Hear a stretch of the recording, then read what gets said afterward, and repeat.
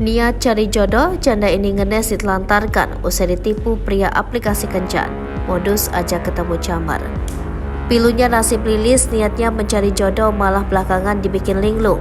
Janda asal Kabupaten Bogor berusia 30 tahun itu menjadi korban penipuan. Lilis baru-baru ini berkenalan dengan pria bernama Ferdi. Keduanya sama-sama pengguna aplikasi kencan dan pencari jodoh tantan.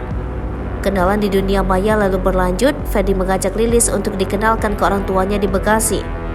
Kayung bersambut, janda beranak dua ini memiliki niat lurus mencari pasangan. Saat itu Ferdi dianggap memiliki keseriusan. Andri, saksi kejadian mengatakan, Lilis sempat bercerita usai ditemukan dalam keadaan linglung di depan Gang Pedul Jalan Kiai Haji Agus Salim Bekasi Timur. Pelaku mengaku tinggal di lokasi tersebut. Lilis diajak untuk menemui orang tuanya seolah untuk membuktikan bentuk keseriusan. 2 unit ponselnya dibawa kabur pelaku. Modusnya meminjam untuk menelpon orang tua.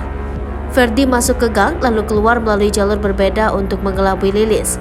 Berjam-jam korban menunggu di depan gang sampai ditemukan linglung oleh warga. Berhasil kabur, sosok pelaku yang telah menipu Lilis terkuak. Hal itu lantaran pelaku sempat rekam CCTV warga saat tengah melintas di gang. Pelaku tampak mengendarai sepeda motor gede dengan plat nomor B8549.